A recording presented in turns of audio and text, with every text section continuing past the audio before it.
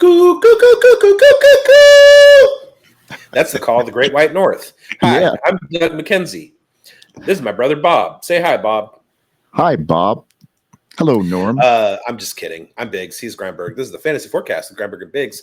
We're here because I'm in the Southern American states. I'm in Louisiana currently, Baton Rouge, home of the LSU Tigers. Go Tigers.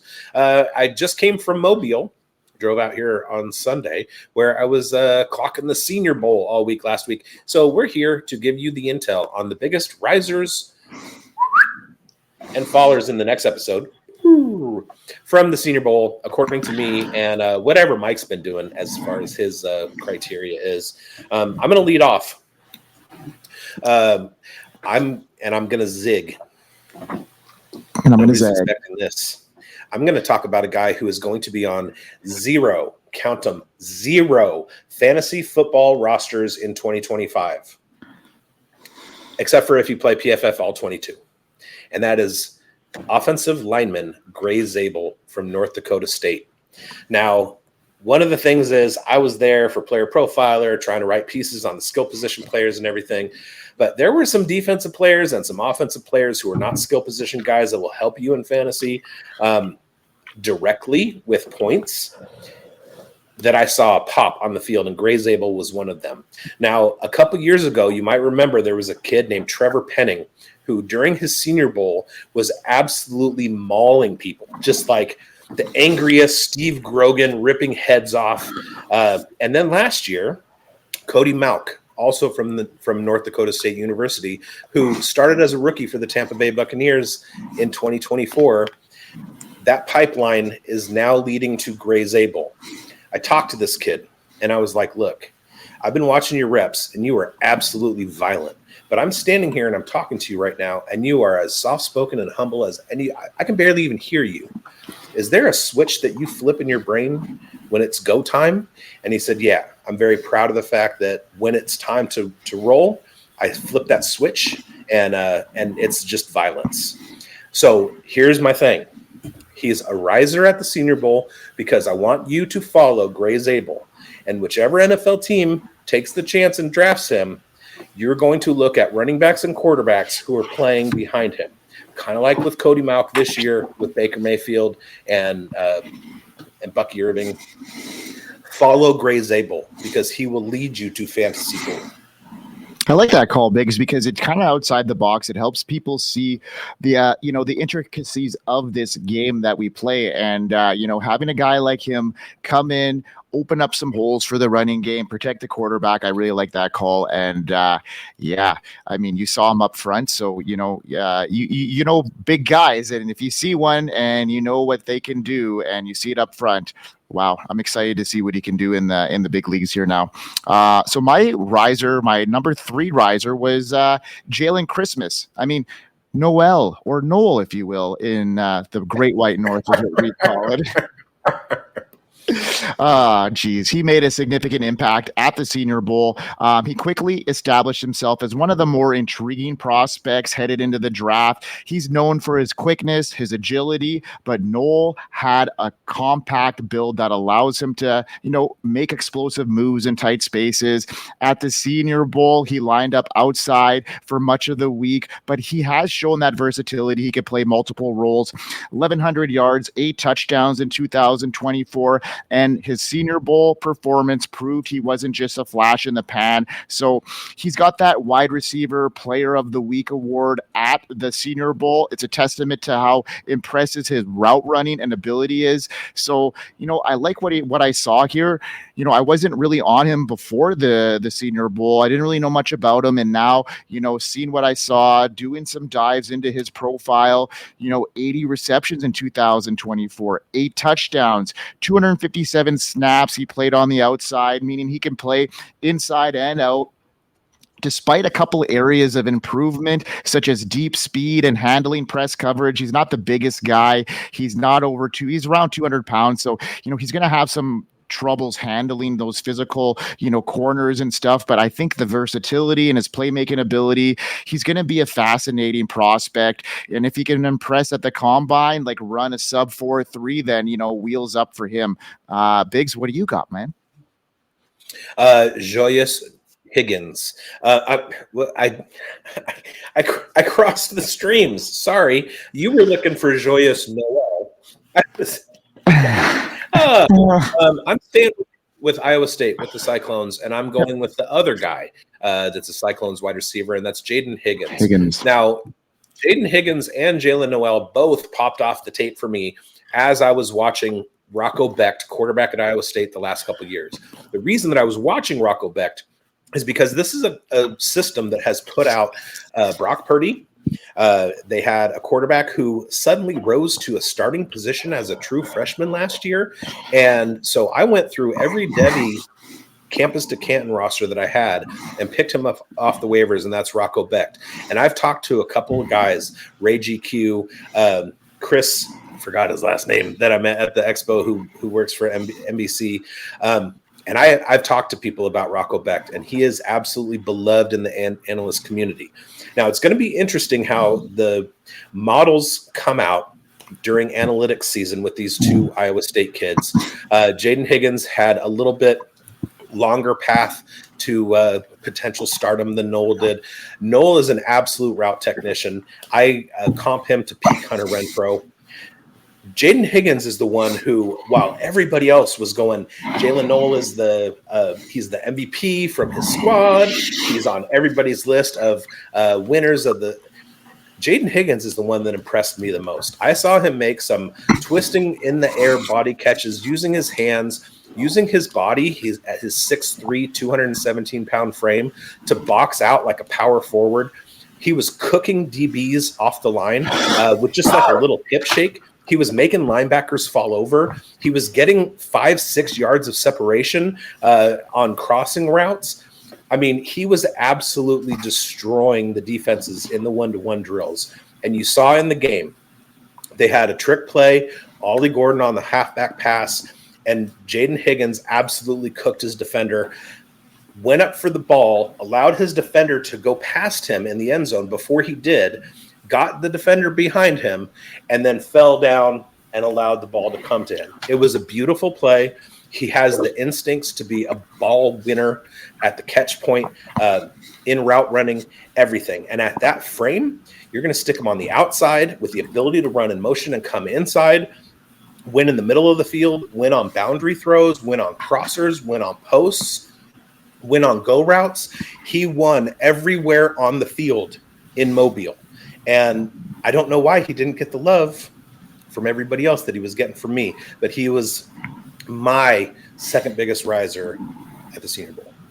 I love it. I mentioned him in our last show there in the recap, just, that big physical style receiver. And, this class seems to have a lot of them. And I'm really excited to see what he can bring out. And, coming from the sideline, you watching him make those types of catches, it makes me even more excited to see how he can develop in the right landing spot too.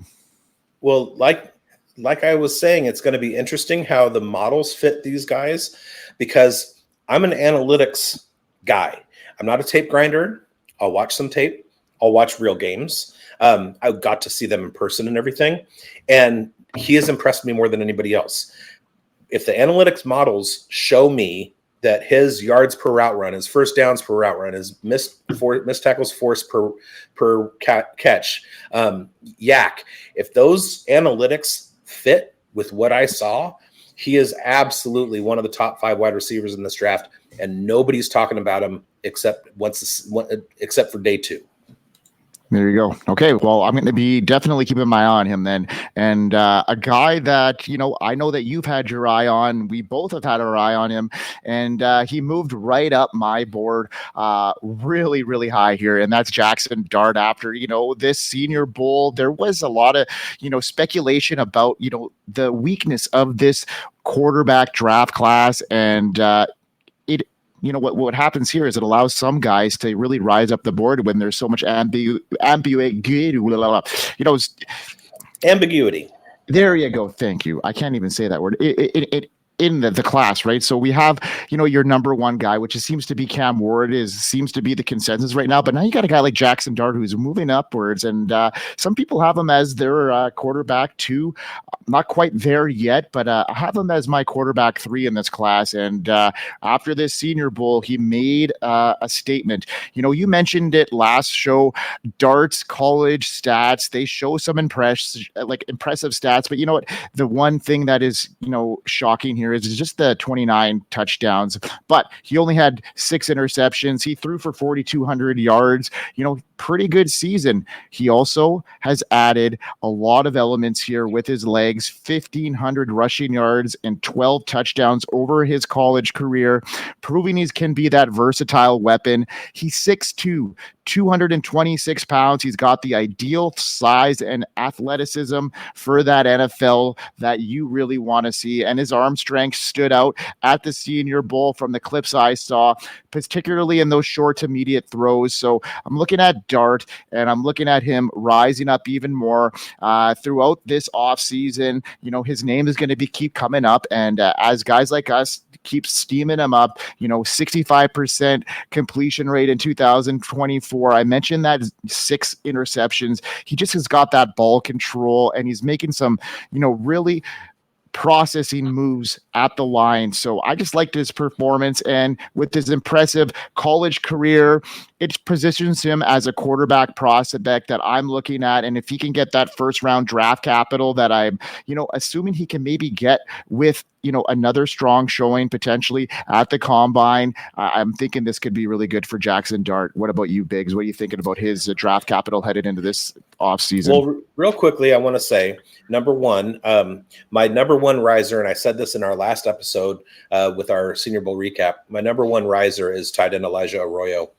So go back and watch that video, and I'll tell you all about him. The other thing is we are going to be releasing, we have a team at FSAN that is going to be releasing a rookie guide, and we have consensus rankings from all of us. And then we're writing up our scouting reports and stuff. And I have Jaxson Dart. Now, I mentioned in the previous show that FF Coder over at the Undroppables has Jaxson Dart ahead of everybody in last year's class except for Jayden Daniels and Caleb Williams. That includes J.J. McCarthy, who I wanted, and Bo Nix and Michael Penix. Okay, and what I'm saying that to deliver to you that Jaxson Dart is my number one favorite quarterback in this class. If I'm an NFL GM or if I'm a fantasy GM, I am not drafting Cam Ward or Shedeur Sanders. I am waiting until I get Jaxson Dart. We saw what happened with Jayden Daniels last year. Jaxson Dart's game translates more towards Jayden Daniels than it did to Caleb Williams. Cam Ward and Shedeur Sanders translate more towards Caleb Williams. I feel like those two kids are going to need some ramp-up time before they're immediately successful in the NFL. I also feel that Jaxson Dart fits the profile of somebody who can step right in 2025, take over a team and be successful, given the right situation. Think of C.J. Stroud. He wasn't the quarterback one. It was Bryce Young.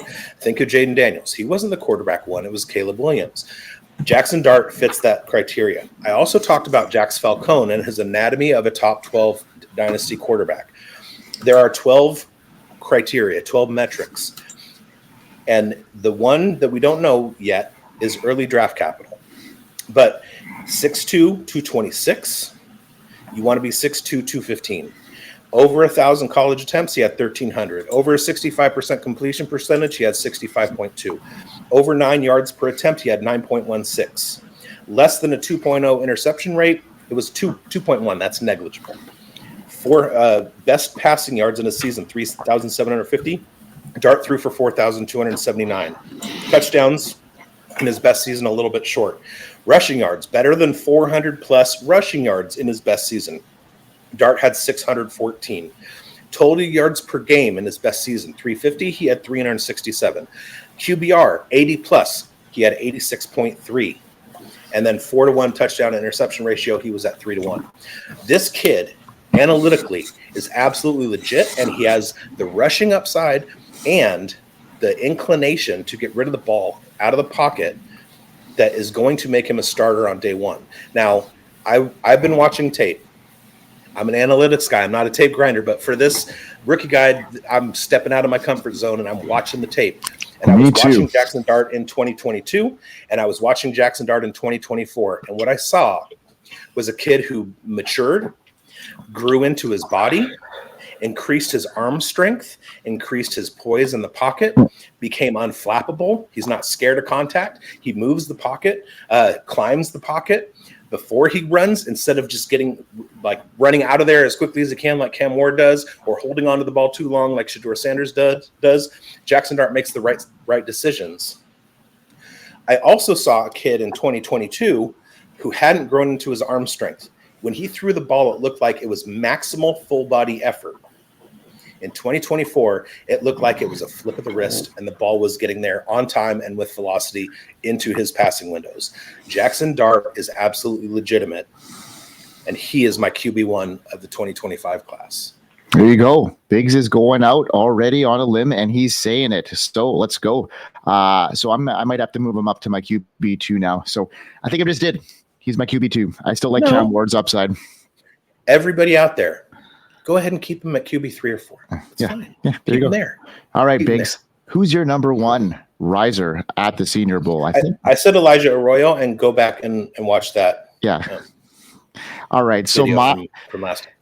So my number one riser then is Rashaad Smith, and I just liked what I saw from him.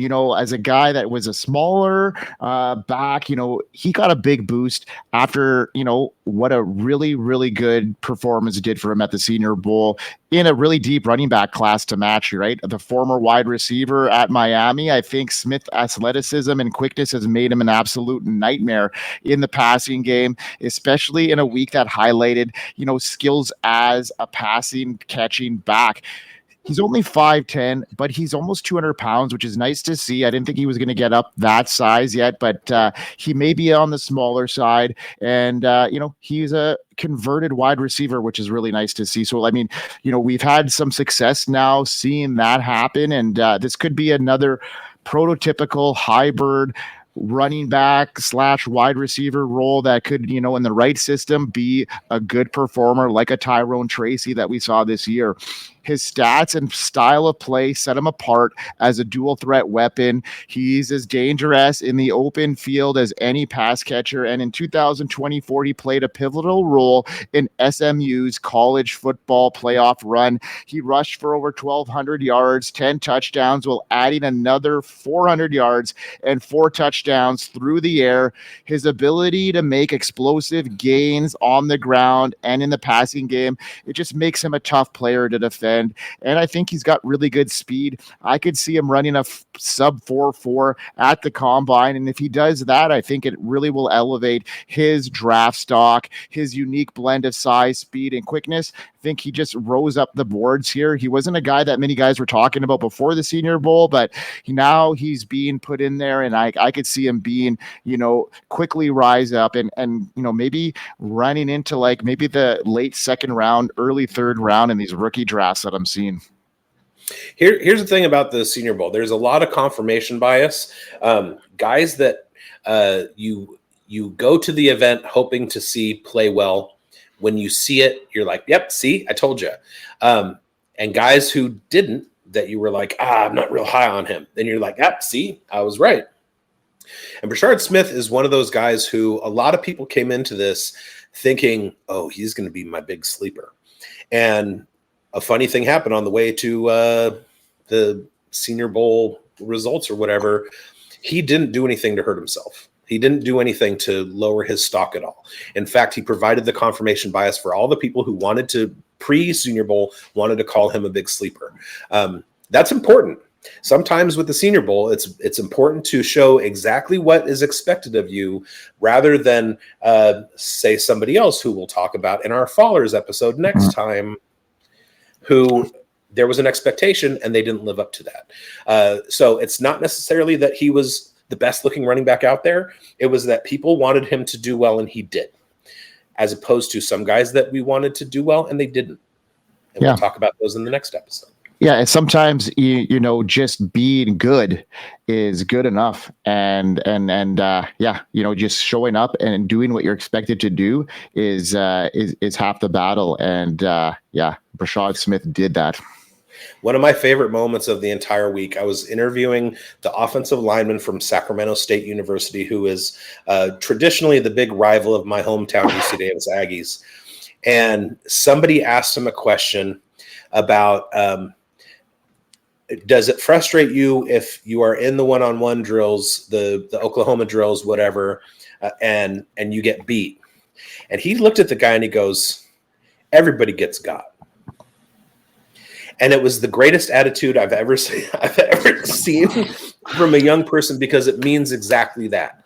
There is no world in which you are going to go do everything perfect. So sometimes all you have to do is just be good.